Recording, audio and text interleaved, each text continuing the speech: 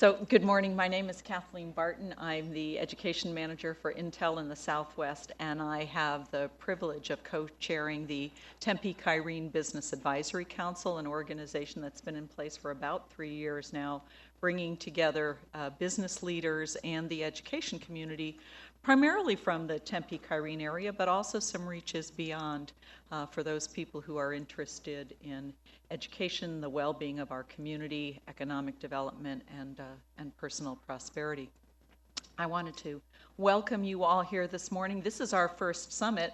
We meet as an organization about 4 to 5 times a year, depending on our busy schedules. But this is the first time that we have done kind of a summit and convening, and we did so because the information that we got to share with each other and with presenters that we brought in, we thought was really important to a larger audience, and we were able to meet in our Business Advisory Council. And so our design of this morning's event and our opportunity to bring some valuable information to you today that will hopefully leave you wanting more and leave you with some opportunities for further exploration and areas to get engaged. With that, I'd like to turn the beginning of our program over to Dr. Kenneth Baca.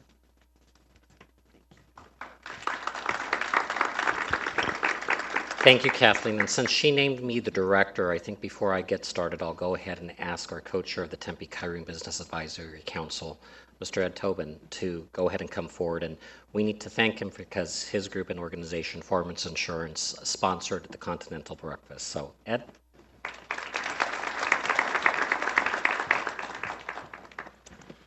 Good morning, everybody, and thank you for being here. Kathleen Barton's sidekick is probably how I introduce myself, because I've learned so much from Kathleen and her background through education and all the good things that they do at Intel for education. And I want to thank you specifically for working so hard and helping put this thing together, because we couldn't have done it without Kathleen Barton and her diligence and her effort. So please give her a big round of applause. With that, I just want to thank everybody for coming this morning. Thank Farmers Insurance, our state executive, Frank Saldano, and our district manager, Tim Ahern, for helping to sponsor the food and beverage. So we'll keep that up throughout the entire education summit, so that people are more than welcome to grab food whenever they have a chance and an opportunity. Also, I'd like to really thank the legislators that are here today that have taken education as being such an important part of what they do down there at the Capitol. I want to thank them for widely supporting the additional $90 million that they're planning on putting into the budget for the general fund, and specifically for a separate $30 million that they plan on giving to K through 3. So I'd like to give them a big round of applause, for all those people that are here this morning. And with that, I would tell everybody that as a parent and as a small business owner, I'm very excited to be here and to learn more and more about Common Core and parental choice, and all the opportunities that we have today to educate and understand how the process works. It's tough for people that are out there and our business leaders to get an opportunity to learn about this without a summit where they can get all this information at once. And I'm very proud to be a part of the Tempe Kyrene Business Advisory Council and the group that put this thing together today. Thank you very much. Thank you. Joining me on stage are some of our premier leaders in the state, and those are my fellow superintendents. And so I would like to introduce them. Hold your applause until I introduce all 3 of them, so no one feels like the other got a bigger applause. From Tempe Elementary School District, Christine Bush. From Kyrene, Dr. David Schauer. And from Chandler Unified, Dr. Camille Castile.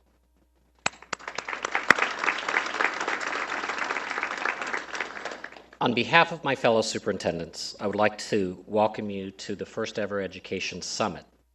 And before we get started, I would like to recognize and thank Rio Salado Community College for hosting us here today.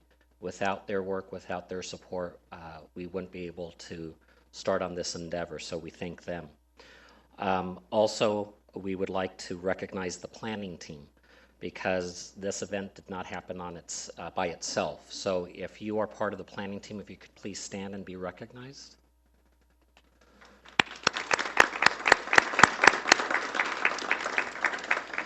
In attendance today are educators, business and community leaders, city and state officials, experts in their field. So the question becomes, why are we all here? Today we wish to inform, engage, and activate the leadership power of our broader community centered on economic development and workforce development. It is a time for us to recognize the powerful tool that we have for improved economic prosperity, and that tool is education. All of us here in this room today are leaders, and with leadership comes responsibility. In this case, the responsibility is centered on ensuring that all of our young citizens are college and career ready. We must ensure that regardless of their zip code, all children have not just equal opportunity to succeed, but equal access to those opportunities. Today, we will be given many statistics and information regarding college career readiness, parent choice, and education finance.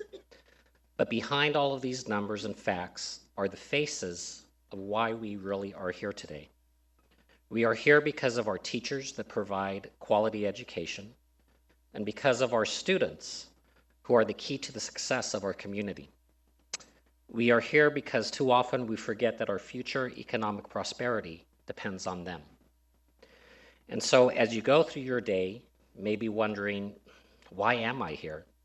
Allow me to introduce to you the voices and the faces behind all of the information you'll be hearing today. Those are our students and our teachers. We'll begin with Melissa Diaz, a Tempe Top Teen recipient.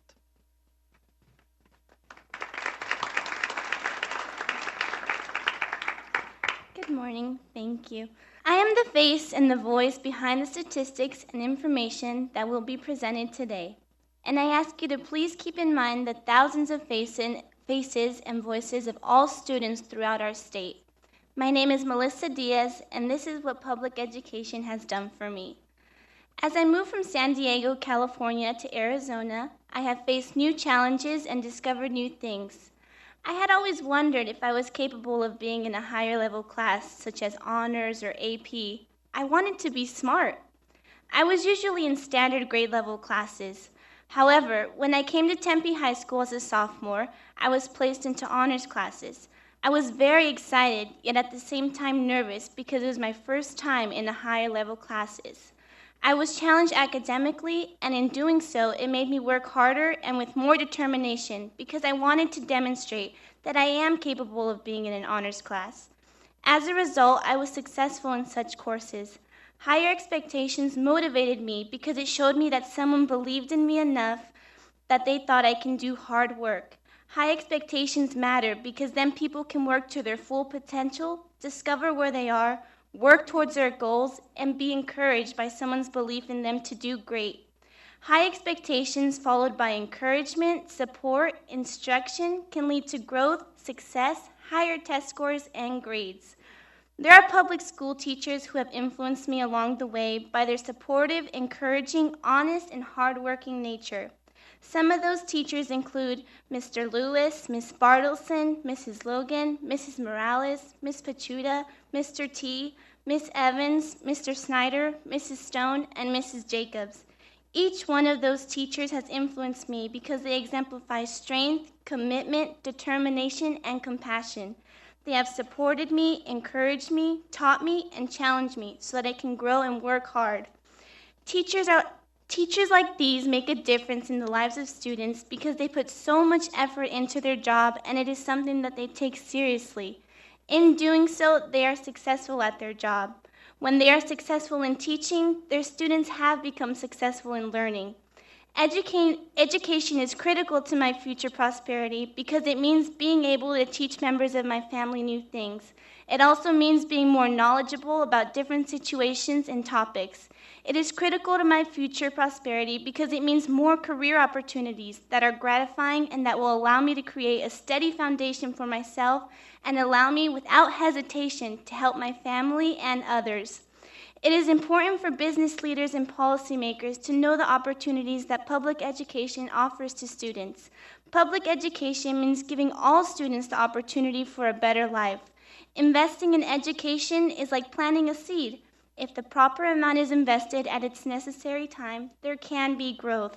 Providing all schools with sufficient and equal materials that aid students in having a strong education is very significant because it can make the difference between good, mediocre students who receive jobs that help them just get by and the great overachieving students who live successful lives.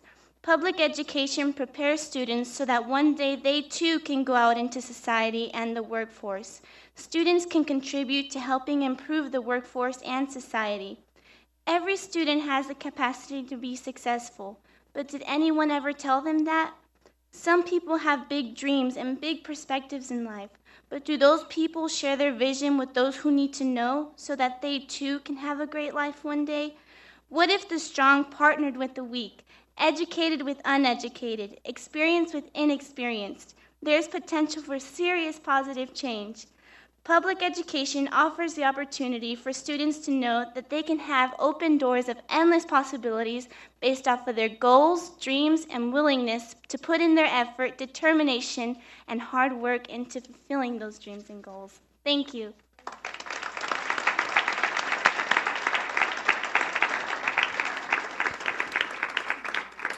And now we hear from the voice of teachers, and that is Ms. Laura Zinke, world language teacher from McClintock High School.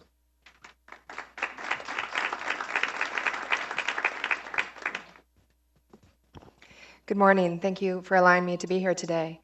I am also the product of public education. I am a graduate of Flagstaff High School and a graduate of Northern Arizona University. And I did sneak away to do my master's in Vermont, but we won't tell anybody.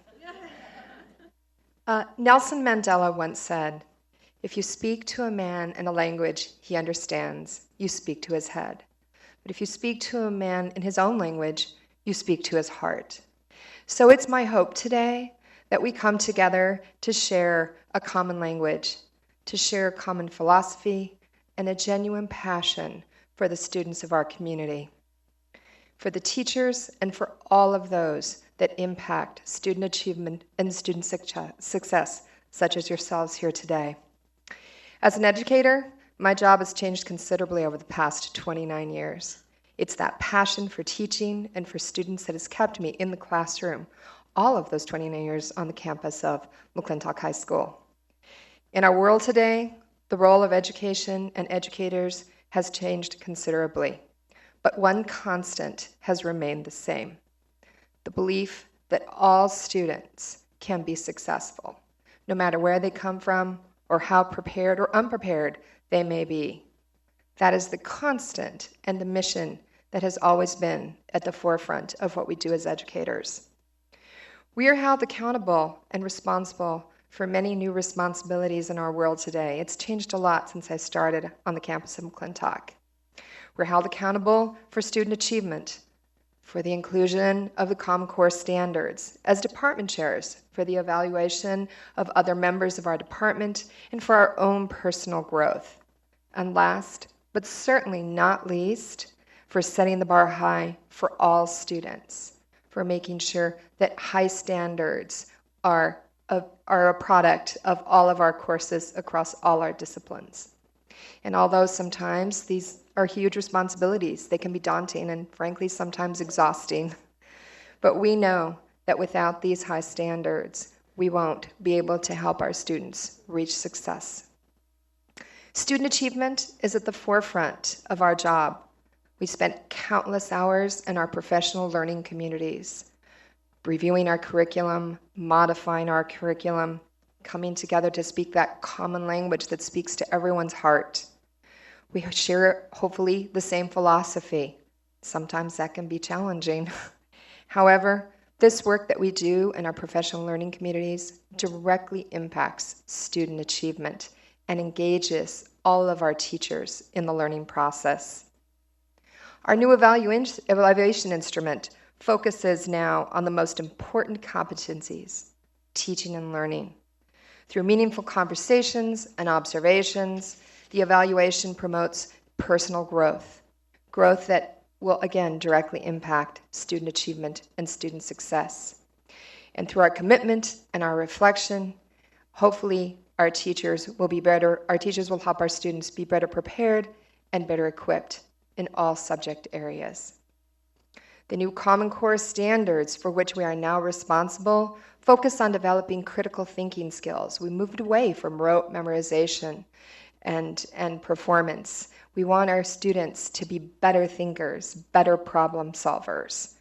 Teachers in the core areas work hard every single day to make sure that they include those new common standards into their curriculum, that they deliver that depth of knowledge that's going to help them be successful not only in higher education, but in the workplace. This, again, these standards will directly impact how students perform and how they work in their future. I believe teachers do a great job of teaching. They spend countless hours preparing, delivering instruction. However, what we need to do better is to help students understand why it's important to excel in school and the benefits and the opportunities that will be available to them as they continue to study and to grow, both personally and professionally. We also need to educate our community. We need to engage our parents so they in turn can help their children be successful. Everyone is integral and important in their academic success. As we continue to help students learn, it's also really important that we teach them about the real world and the workplace, and that we provide them with the sources that are relevant and the opportunities that will help them to learn and to grow. It is imperative that we engage our community and our business leaders. You are also an integral part. Each one of us in this room today has an opportunity to help students be successful and to help teachers be successful, to speak a common language and to share a common philosophy and to directly impact student achievement and excellence. Thank you so much for allowing me to be here today.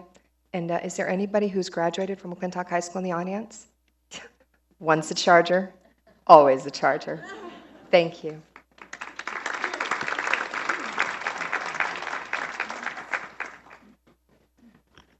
And our final speaker today, student speaker, is a Flint Scholar from Mountain Point High School, Spencer Elliott.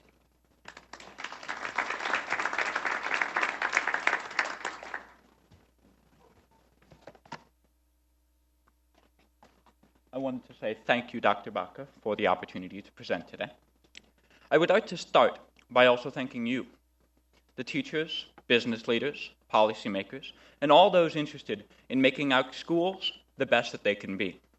Your interest is vital to the success of public schools and their ability to prepare students to enter the workforce, to enter college, and to be good citizens. Thank you for your participation in today's events.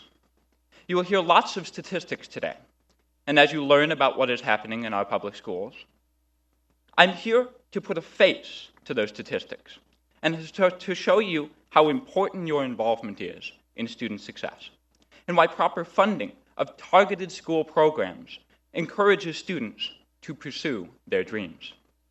I've been the beneficiary of a well-funded public school education. I have had the opportunities to excel and to expand on my natural talents and abilities, not only in the classroom, but also through extracurricular activities. I'd like to briefly tell you about my experience and the opportunities presented to me. In middle school, I was placed in accelerated programs that allowed me to get ahead in high school. Even before my first day in high school, I met with the campus academic advisor, and I was directed towards participation in the Pride's Peak gifted program. Through this activity, I made lots of friends who wanted to excel in math, science, and the arts. This club, or activity, kept me engaged in school. It is well known that students who are involved in school programs, are involved in campus activities, perform better in the classroom than those who do not. Unfortunately, due to budget constraints, many programs and activities may have to be dramatically cut back or even eliminated. This will undoubtedly affect student performance in the classroom and on standardized tests. I noticed that sometimes students were not learning in the traditional classroom environment, so I worked with faculty to develop the Totem Tutors peer-to-peer learning program, a student-led and administered school tutoring program where students teach students in a way and at a pace where they can excel. The program costs very little to administrate, yet produces traceable, provable results in a classroom performance and test scores. But more importantly, students we reach now enjoy school and the in-class learning process. I participated in student council, my school's chess team, and I've served as president of DECA, the business club. I've competed at the state and international levels, winning many of the events. All of these extracurricular activities helped me to develop my reading, writing, and presentation skills. I was asked to serve on the Career and Technical Education Board and the Superintendent's Advisory Council with Dr. Baca at the Tempe Union level. My participation on these volunteer boards drew the attention of City Councilman Sal DeCiccio. My name was placed into nomination, and at the age of 17, I was confirmed by the unanimous vote of the City Council as the youngest member of the City of Phoenix government. I am a proud member of the Ahwatukee Foothills Village Planning Committee, the planning and zoning admission where the regulations are made. This was the path that led me to apply and to gain acceptance at some of the nation's most premier post-secondary institutions, including the University of Chicago and Arizona State University. I applied for, interviewed, and ultimately was selected as a Flynn Scholar. I will attend ASU in the fall, and for the next 4 years will have all expenses paid, full tuition, room and board, 2 international study abroad, and a cash stipend. I shared my story with you so that when I say that I'm concerned for the students of the future, you will not take this lightly. Public education is at a crossroads. As business and community leaders, you know how important well-trained, quality staff is to the success of any organization. The quality employees of tomorrow are enrolled in the quality schools of today. It is our job to see to it that the school districts in our area have access to the resources they need to provide quality education to all of the students enrolled. This means funding for the core curriculums of reading, writing, math, science, history, but also sports, theater, the arts. And that is why it ultimately comes down to funding and to choice. It's been said that decisions get made by those who show up. So I want to thank you once again for your participation in today's activities and for showing your concern for the condition of public education. With leaders like you, all of you, involved in the development and funding of the programs of the future, there is nothing that can't be achieved. Thank you for your support of public education.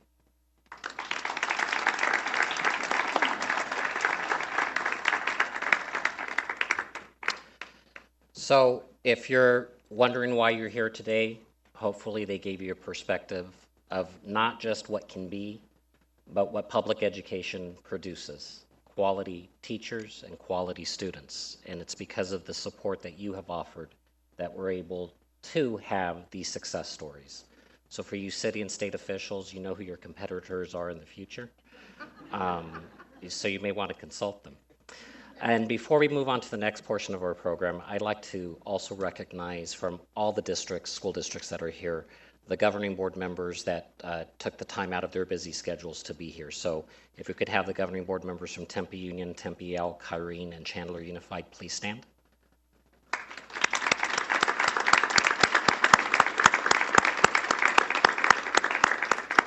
As you can tell, we superintendents love our jobs, so we recognize those of us who are responsible for our jobs. We're going to move to the next portion of our agenda today, and I'm going to turn it back over to Kathleen Barton so that she can begin and then introduce the next person. It's to give you a flavor of what we will be doing more in depth in terms of our breakout sessions, and so that you have an opportunity to decide which of the 3 breakout sessions you will be attending. We decided we'd provide a summary. Plus, we know that some of you may not be able to stay for everything, so we wanted to let you know and inform you about the major issues that we face. So for now, I'll ask our participants up here to step down in the front row and turn it over to Kathleen. So I don't know that it gets any better than our last 3 speakers in terms of motivation, inspiration, and aspiration, but I think for the next couple of hours, what we hope to do is provide more information and opportunities for all of you today, something that'll resonate with you so that you can figure out a way to start an engagement or enhance an engagement to support our future leaders that you heard speak to us this morning, as well as one of our most exemplary teachers. This next session, for the next about 35 or 40 minutes, is the Cliff Notes version for the rest of the morning. And we knew that some people would have to leave, would not be able to stay, and so it was our intention to literally give you a brief overview of the kinds of things that we're going to cover in the next set of breakout sessions. You'll have the opportunity to attend 2 of the 3. Or you can sit in one over and over if you feel like you want some additional information. And I'll give you a taste of one of our sessions today on college and career readiness. Dr. David Garcia from ASU will talk with you about parent choice, and Dr. Chuck Essex from ASBO will talk about school finance. So on with the Cliff Notes. So we are here today about the students that and the teachers that presented this morning. We're also here about the students who will come after them and the students who will come after them. And it's really about us, because the students that are coming now and the students that are coming after them are really the future of Arizona and about our future. It's also really about the Arizona that we want: the economic vibrancy, the health, the civic engagement, the community engagement, and the solid infrastructure that we need. It's already been stated this morning, but I think there's something about strength in numbers and hearing things over and over again, that there is an inextricable connection between education, economic development, job creation, personal prosperity, or as you'll probably hear later, shared prosperity from one of our other speakers, and the health and well-being of all Arizonans. You know, let's face it, very few of us get to be educated for the pure pleasure of being educated. The vast majority of us need to work, and so we are educated to be college and career ready. So let me talk for a few minutes about Arizona's Common Core standards and a little bit about what they are and what they are not. They are internationally benchmarked standards. They are goals. We all need goals and benchmarks. They are not curriculum. They're also not a plot by the UN, big business, or foreign countries to overtake the minds of our children. Depending on what you read or who you listen to, you might think that. While they are standards and goals for our kids and they are being adopted commonly across many states, local districts and school boards still have the responsibility and the opportunity to decide how students will be taught. High expectations and the broadest range of choices for all Arizona kids is what college and career readiness and Arizona's Common Core standards are all about.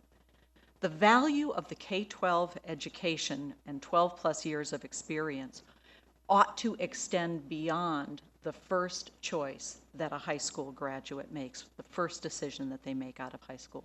They need to be prepared to be lifelong learners with skills to learn, make their own decisions regarding career choices, and we all know that they're going to have multiple careers.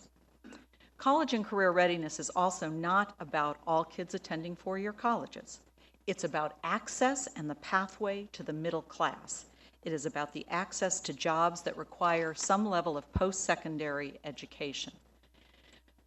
The Arizona Common Core standards and the standards being adopted by many other states today were actually developed by education leaders, K through 12 and higher ed, from states from across the country, including Arizona, and including an educator at the University of Arizona, Bill McCallum, who was one of the lead developers of the mathematics standards. So hard to say they were developed by some national or federal organization. They were developed by us. I actually had the privilege of sitting on a number of the Arizona review committees myself to review and give feedback on the standards.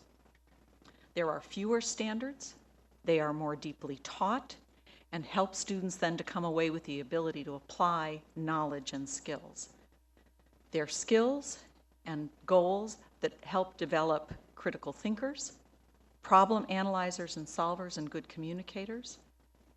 And this is not one size fits all, and it's not just for rocket science. You heard our exemplary teacher talk about the fact that this is not rote learning. This kind of teaching and this kind of learning will help develop the independent thinkers that we are all looking for. They were also developed to ensure that kids are globally competitive, competitive between states and within the state of Arizona, no matter where they live and no matter where they move within the state or within the country. As parents, as business leaders, as members of the community, that ought to give all of us confidence about our children's education. A little bit more about college and career readiness. It was the development of these kinds of skills and capability that business leaders and higher education leaders wanted in common. When a study was done by an organization called Achieve of business leaders and higher education leaders about what they expected from students coming out of high school, they were basically looking for the same things. Maybe not in terms of specific content, but the things that we now refer to often as the soft skills: critical thinking, problem solving, communication, the ability to analyze data and materials. And in fact, they were finding that students were often woefully short for the workplace or for any form of higher education. You've heard the student voice this morning, and we often don't get a chance to hear it, so I'm very pleased that we were able to hear it ourselves and present it to the rest of you. But in another study that was done of recent high school graduates, those who were in the workforce and those who were in higher education, they basically said, if I had known then what I know now, being out of high school just a few years, the Cliff Notes version is, I would have expected more of myself, I would have studied harder, I would have taken more rigorous courses, and I would have expected that my teachers and my parents had higher expectations of me. Our kids can do more things than we think are possible, and the importance of high expectations, which you heard mentioned by our first three speakers, is critically, critically important. And that's what Arizona's Common Core standards do. They expect more of students and of the teachers that will help them to learn. From the business perspective, it's really important that we understand that in order to compete in a knowledge-based economy, we need better educated citizens and workers, and we need them to reach their individual potential so that as a state and a country, we can reach all of ours. And to do that, we need to have world-class standards, and we also need to have the knowledge that the world has changed. From a business standpoint, students who earn college degrees on average will earn $1.6 million more in their working career than students without. 80% of the middle and high-skilled jobs require some level of post-secondary education, and 62% of all of the new jobs in Arizona by 2018 will require some level of post-secondary education. The world has also changed when it comes to national security, and that was certainly brought to light for us in terms of the importance of that just last week.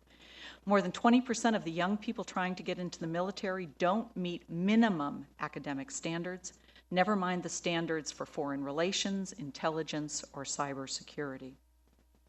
And if we believe our economic development experts, and if we build the education capacity, more jobs will come. Other things will follow as well. We know that higher education and higher levels of education not only produce more wages, they produce more healthy citizens, they produce lower rates of crime, they produce higher levels of civic engagement and community involvement. What do I want to tell you next? Or what do I want to share next? I think I want to share that the world has changed for teachers as well. At this point in time with the Common Core standards, I get to hear from teachers that they're really happy about being able to teach in ways that they always wanted to teach, but that in fact, mile-wide and inch-deep standards often didn't allow them that opportunity, or teaching to tests that really required much more rote memorization than deep learning and the ability to apply what they have learned. That's changing, and that's going to be exciting for teachers, and it's going to be exciting for students. Our world is continuing to change in terms of our shifting demographics, and there are huge implications in Arizona for that as we become a majority-minority state. And you'll get the opportunity to hear more about that this morning as well. I want to ask that as you're thinking about the sessions this morning, that we think about college and career readiness, the Common Core, parent choice, and school finance from a frame of reference that education is, that we have an economic development challenge and an opportunity, and that education is our solution set. If we look at education as a key solution and not as a problem, we'll create different approaches and engage different parties in ensuring that all Arizona students are college and career ready and are being educated to the Arizona Common Core standards. And that's why we're asking you to be here today. This kind of education, this kind of commitment to our students and to our future requires a distributed leadership. All of you bring different skills, capabilities, competencies, and capabilities to the table, and we need all of you to invest in this proposition.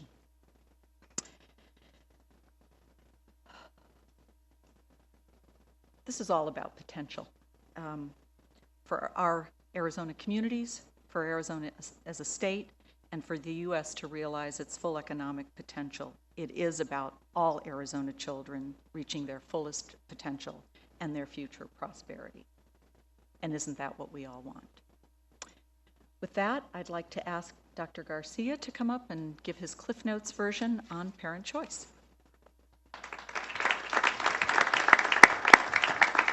Kathleen, thank you very much. And I want to start out by thanking the students and teachers who presented today and putting a human face to this. Thank you very much. You guys did outstanding. Thank you. Good morning. My name is David Garcia, and I am an associate professor at ASU's Mary Lou Fulton Teachers College. And in my session today, we are going to resolve a contradiction, an enormous contradiction in Arizona public policy that I think has really thrust and has set the stage for how we look at public education in Arizona. And here it is. 20 years ago, Arizona set out to have more choice than any other state in the country. We have succeeded. You can look at state rankings everywhere. We are number one in school choice. The purpose of school choice was to improve the public education system in general. It has not. We can argue, anywhere between 44 to 49. You can pick one. Why? Why has this, why not, actually? Why hasn't this tremendous focus on school choice in Arizona resulted in higher outcomes for us as a state? That's what we're going to address in my session. And we're not only going to talk about it, we're going to answer it. I'm going to give you my reasons for why I think it hasn't worked out the way policymakers intended, and more particularly, we're going to talk about implications for public education. By the way, I like the word public. I'm hearing a lot of that here. You don't hear that very often. You hear education. Vote for education. Not necessarily the public part of education. On the implications of why I believe that we as Arizona has removed the word public, by and large, because we have focused largely on individuals and their choices as opposed to us collectively and our responsibilities. So with that, I hope you join me in my session where we're going to get an answer to why choice has not resulted in the kinds of improvements that policymakers intended. Thank you.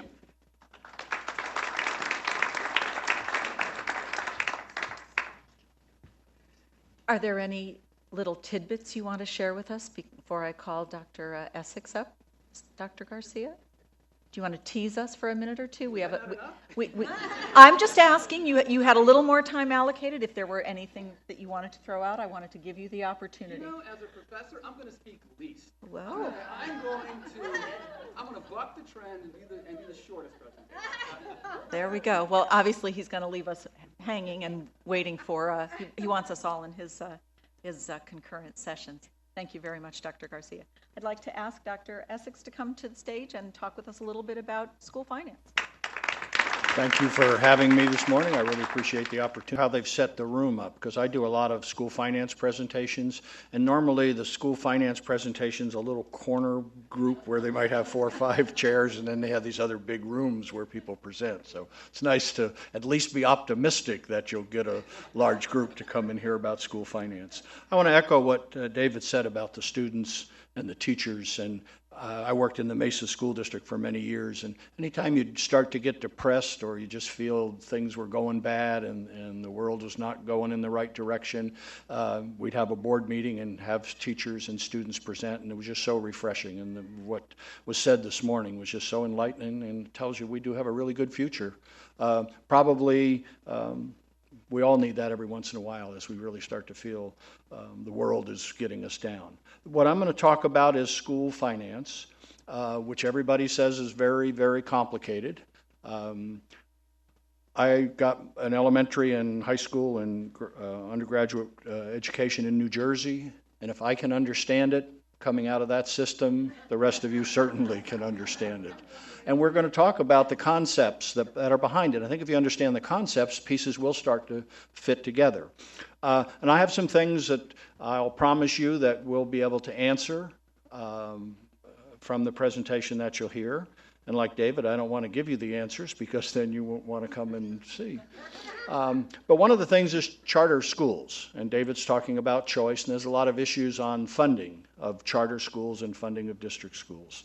And the debate constantly goes on that charter schools unanimously say that districts get more money and have a better funding system. Districts say that charter schools do.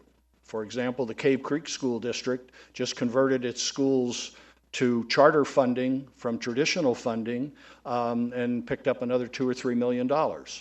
But I promise you, we'll get you the answer for that, which of those groups are right, who actually gets more funding and why. We'll also talk a little bit about, there was a recent court decision, I think it came out Friday afternoon, that the charter school parents and part of their organization filed suit against the state saying that the funding system for public schools in Arizona was unconstitutional because of how charters were funded and how districts were funded, and the court basically denied that opinion that the charter people had and basically said the system that we use for funding schools in Arizona for districts and charter complies with the Arizona Constitution, and we'll talk a little bit about that. Now, they didn't say it was an adequate system. They didn't say it put enough money into schools. They didn't say it just said it meets the requirements of the Constitution, which is a general and uniform system, which we have in the state. And you can have a general and uniform lousy system, and you can have a general and uniform great system, or somewhere in between. And we will talk a little bit about that. And hopefully you'll understand the concepts behind the funding formula so you can understand some of the challenges that school districts are facing, some of the things that they may be doing, some of the positive things in the formula. There are some things in the formula that I think work well. There's some things that really need to be remedied over time.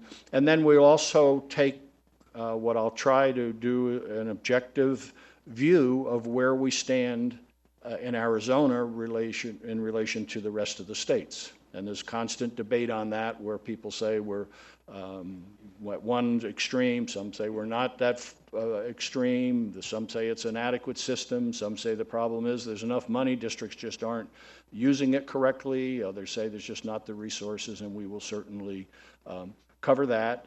And then talk a little bit about some of the special components that districts have in funding. So I think if I tell you any more, then you won't need to come to my presentation because I don't have a lot to give you that, except how the formula works. And I do think if people understand it, and I think the legislature, the people in the Department of Ed, parents, school districts across the state, many of them have a good understanding of it. Where I think people get into difficulty is they try to get too detailed without understanding the concepts.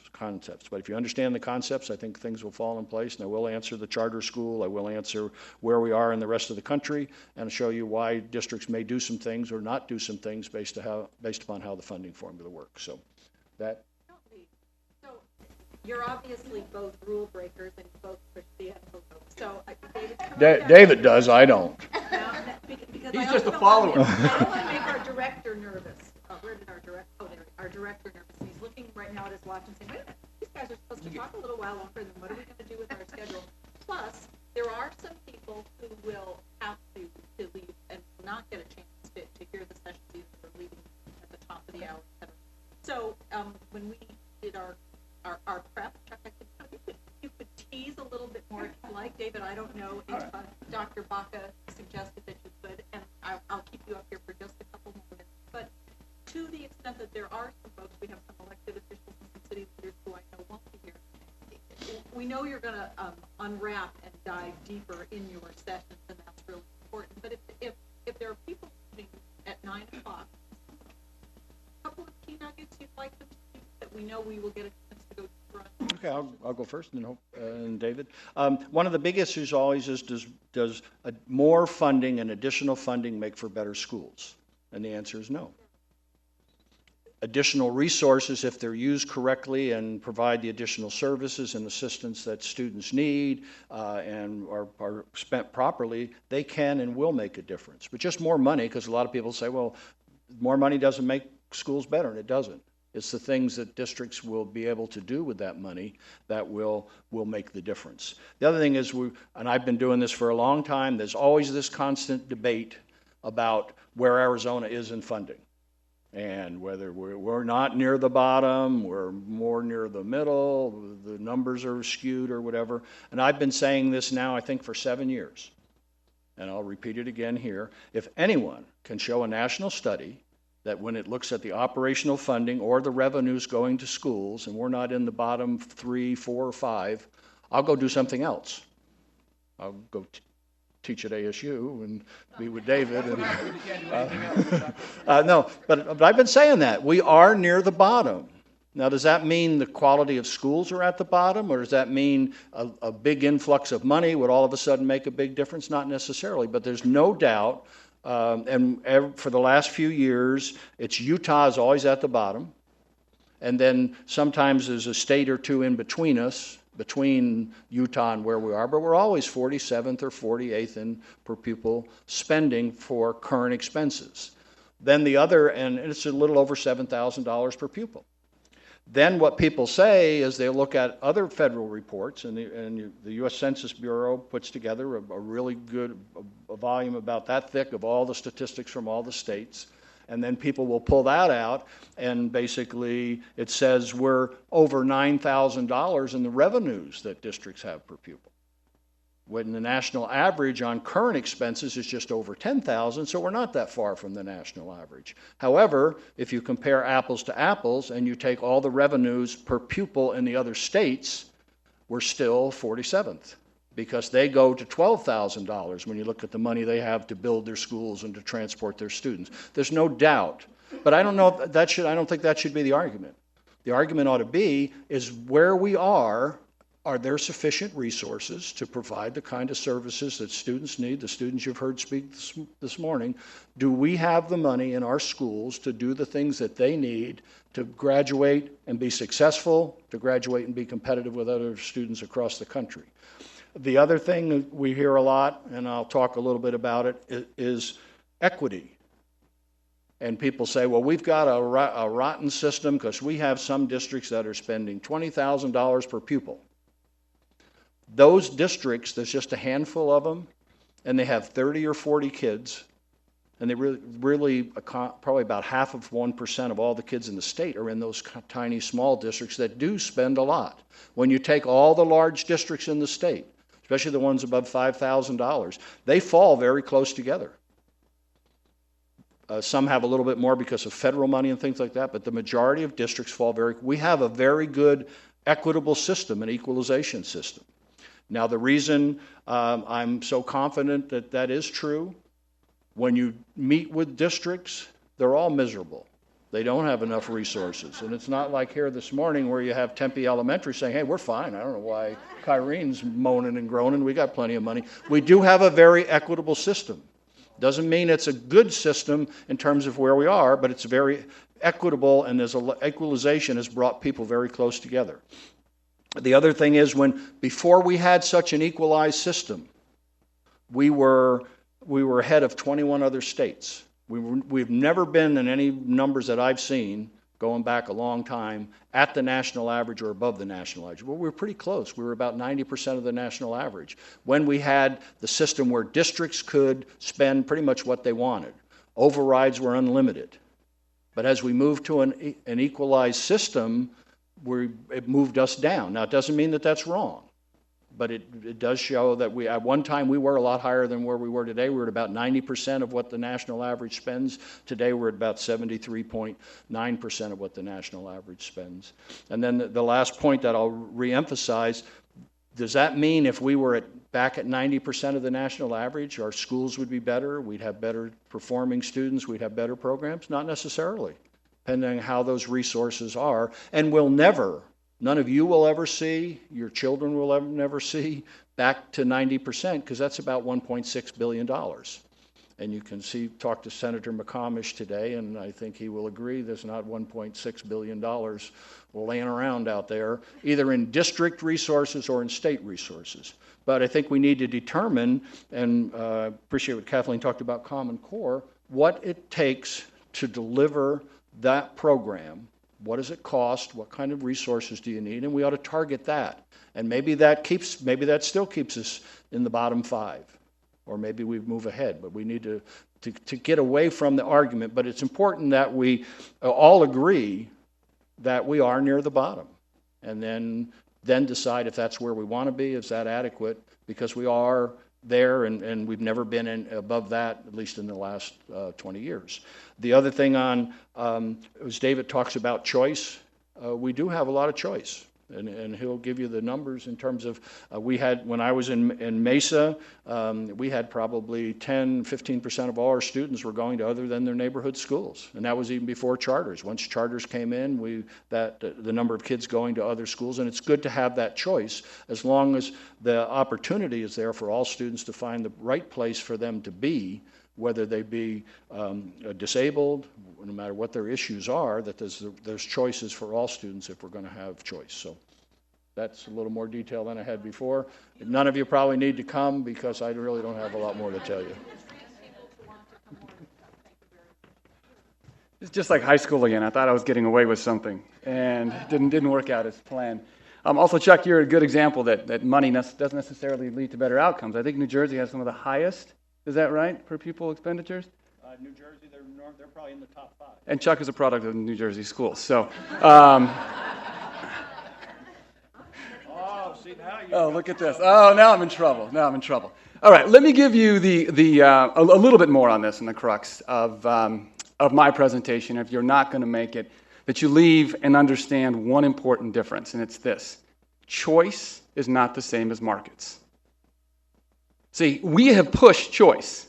What policymakers want is market competition, and they're not the same. That's the key part of this presentation. In fact, I would argue, Chuck, that part of our funding situation has been because we believe that if we let schools compete, just like we have seen in other areas, we have seen this in postal service, we have seen this in delivery, you see this at your neighborhood coffee shop, that when businesses compete, products are provided at a lower cost. That is completely logical. And it's the same motivation that policymakers put forward when they talked about choice. If you listen carefully, it isn't choice they're looking for, it's competition that they're looking for. And it's markets. And that doesn't work in public education. So even though we're number one in choice, we have a lot of choices available, it does not generate the kind of market competition pressure that policymakers see, expect, and believe happens all over the place in private enterprise. Now, for the bulk of my session, we're going to get into why not. Why don't markets work in education? Is it the administrators who protect the status quo and don't allow market competition to respond correctly? Who, let's say, put in incentives, don't act enough like businesses that this isn't working? Is it parents and the kind of choices they make? Do we need to give them better letter grades, more information? And then once they get enough information and enough letter grades and enough test scores, then will they become the kind of rational consumers that we want and expect in a market setting? Is that the answer? Well, for the rest of my session, we're going to get into that answer.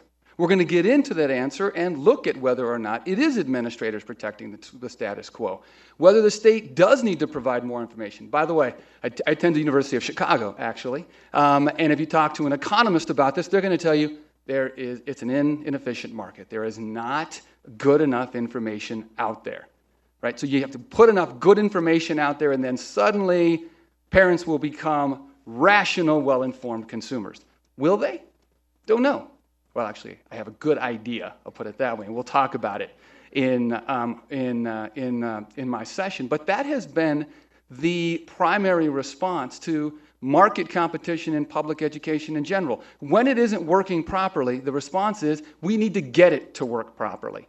And the assumption is that when it's put together well, when you get that right information, it's going to work like you see in private enterprise. And much of my presentation is the difference between parents as consumers and parents as parents. And the difference is that they bring into the transaction and their decisions, let's say when I go down and buy a cup of coffee versus put my child in a school. Those two decisions aren't the same. And in Arizona, and interesting, Chuck, if you go back to the beginning of charter schools, they were supposed to be funded less. Do you remember?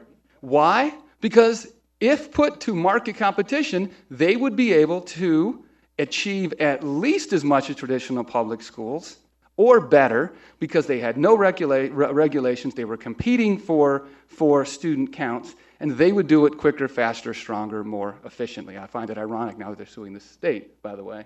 But that really was the kind of thinking that was put forward when charter schools went forward, or when charter schools were put forward. By the way, this isn't an issue of charter schools at all. It is an issue of choice. But charter schools in Arizona are our primary public policy emphasis on choice, although we have changed that to some extent now as we think about education vouchers or the empowerment scholarships and those as another type of market competition.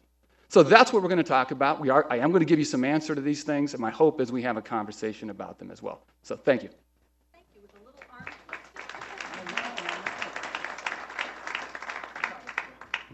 Thank you.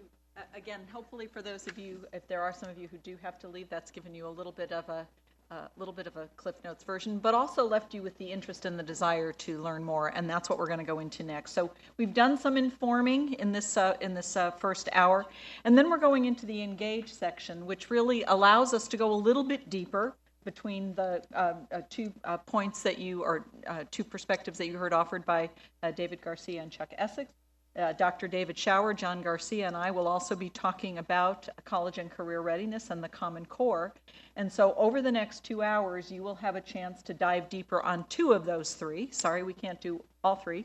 But we are actually taping this morning, and we will be archiving these on the website, so you'll be able to see some more of these.